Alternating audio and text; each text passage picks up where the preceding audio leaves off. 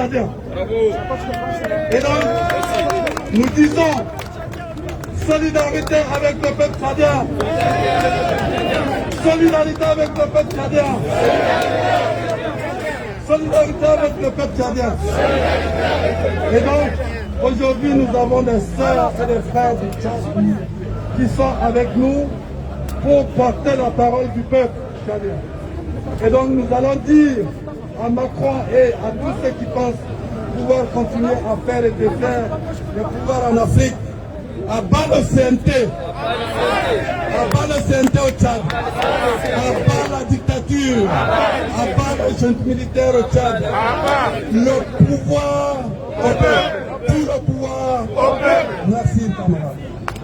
Donc nous allons continuer, merci. Nous continuons avec le Tchad, s'il vous plaît. Les camarades du Tchad.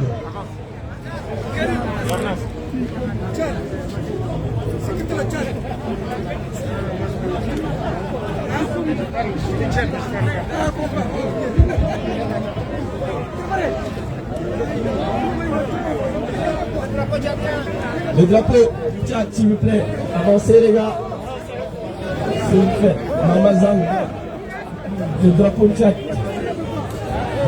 Tout le monde ici les gars, tout le monde ici. Allez. Écarte.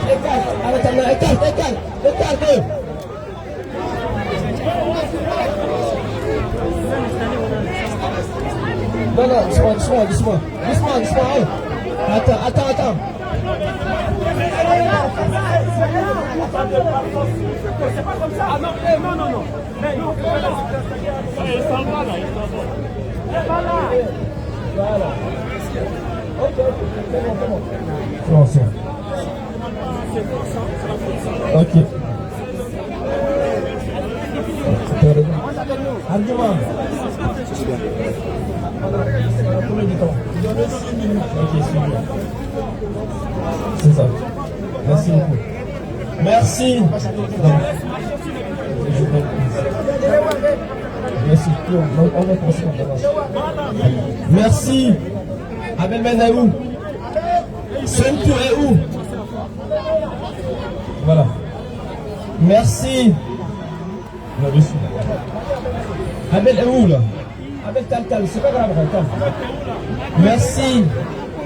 Bonjour à tous. Merci aux frères africains et panafricains. Merci à la dynamique panafricaine de nous donner l'opportunité ici à la place de la République de prendre la parole compte tenu du contexte politique au Tchad qui fait l'actualité internationale. Je voudrais une fois de plus remercier ici à la place de la République tous les panafricanistes africains du Burkina au Mali, du Sénégal à l'Afrique du Sud, tous ceux et celles qui croient encore aux valeurs de la démocratie en Afrique. Cette valeur, elle est importante. Elle coûte aujourd'hui un prix de sang. Le prix du sang à notre peuple. Notre peuple, notamment le peuple tchadien, depuis 30 ans a été pris en otage par un dictateur. Et comme Ardouma vient de le dire, la dynamique unitaire panafricaine ne pleure pas un dictateur. Ce dictateur qui s'appelle Idriss Déby, que la France a présenté à l'opinion internationale et à l'opinion africaine comme un allié courageux. Pour nous, Tchadiens, il ne l'est pas. C'est un dictateur qui meurt. Ce dictateur est à l'origine de crimes massifs, des violations massives des droits de l'homme dans notre pays, des confiscations des libertés fondamentales au Tchad.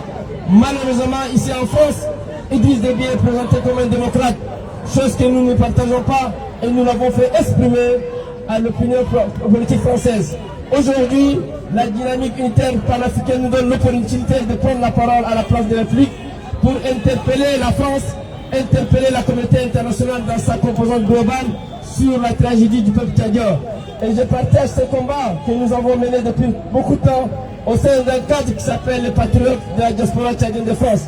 Ces cadres fédérateurs rassemblent intellectuels tchadiens, journalistes, militants, défenseurs des droits de l'homme, économistes, professeurs d'université, pour faire peser les choses dans l'échiquier politique tchadien. Nous avons voulu, à cette occasion, dénoncer une fois de plus la confiscation du pouvoir par le fils d'Idriss Déby, et le Conseil militaire de la transition adopté par Jean-Yves Le Drian et M. Macron qui sont rendus à N'Djamena lors des obsèques de ces dictateurs meurent dans des conditions que vous connaissez très bien. La France a fermé les yeux sur la tragédie tchadienne, mais les Africains n'ont pas fermé les yeux sur la tragédie tchadienne, c'est pourquoi on est là. On est là pour dénoncer l'hégémonie, on est là pour dénoncer l'impérialisme français, on est là pour demander la justice sociale, on est là pour demander le retour à la constitution tchadienne. Parce que le pouvoir du peuple a été arraché, et il a été imposé par un dictateur Idriss Déby, soutenu par Paris. Et là, on est dans une phase très très importante. Nous dénonçons également, à travers ces meetings, ici à la place de la République, le comportement de l'Union africaine.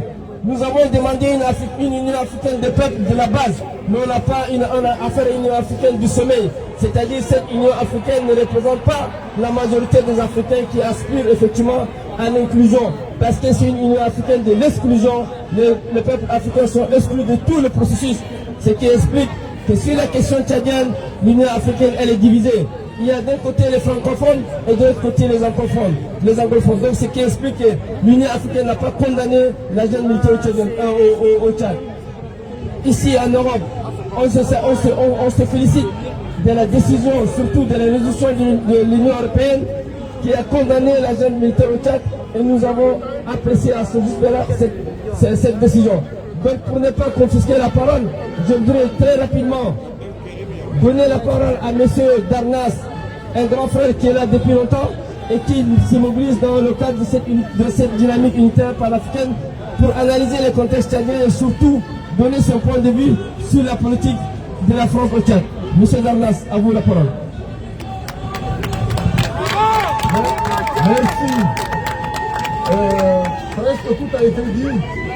Permettez-moi de commencer par faire hommage à Diab dans son discours. À Alger, Diab disait « Les impérialistes sont de mauvais élèves. Nous les avons punis, mais ils n'ont pas compris cette leçon. Tout simplement parce qu'ils veulent redoubler la classe. Et les impérialistes redoublent la classe au Tchad. Revenons au cas du Tchad, c'est un porte-avions mobile de la France, et donc la France-Afrique, et son instrument, parce qu'il ne faut pas séparer l'Union africaine. L'Union africaine, effectivement, c'est un instrument de la France-Afrique. L'Union africaine, pourquoi voulez-vous que l'Union africaine prenne une décision? Un ami me disait, tu sais, celui qui paye décide. Qu'est-ce qui décide? C'est l'Union européenne qui paye. Donc c'est elle qui décide.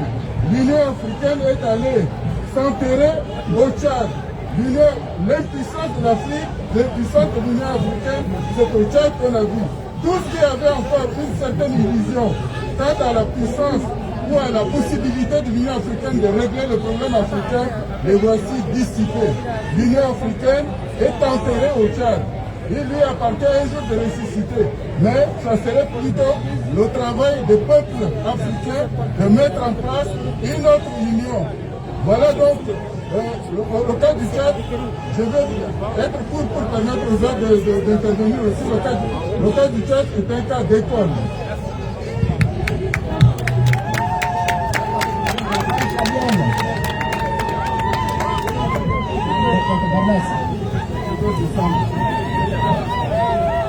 Alors, chers frères et sœurs, moi je viens vous dire une chose. Aujourd'hui, on est dans une situation où le peuple africain doit se réveiller. Il n'est plus question qu'on écoute leurs médias. Chaque Africain doit parler de sa douleur. Nous qui sommes en Europe, nous devons parler à nos voisins. Parce que nos voisins ne savent pas la souffrance que nous inflige leur gouvernement sur nos peuples. Ils ne comprennent pas pourquoi nous sommes leurs voisins. Chaque être humain est bien dans sa propre maison.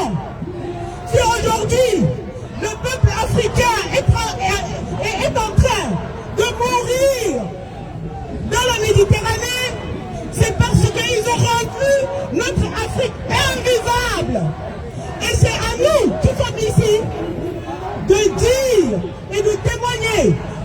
réalité que vit l'Afrique.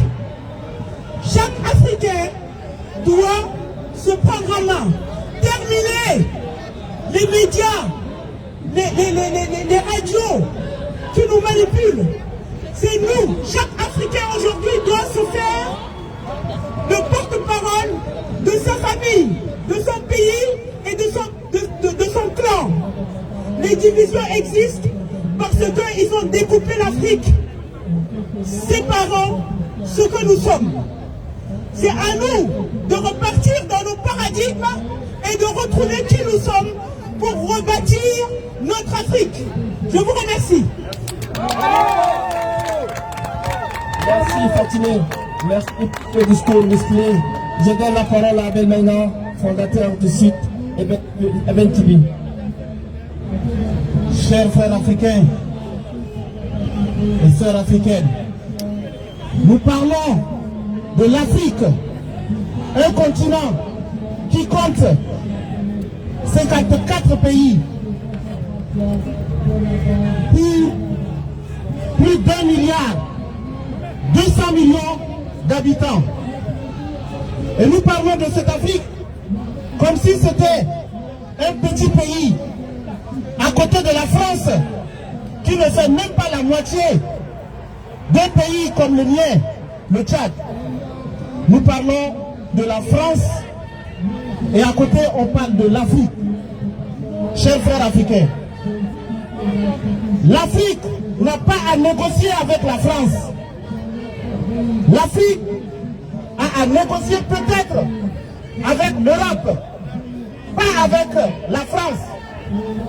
Donc, chers frères africains, nous sommes une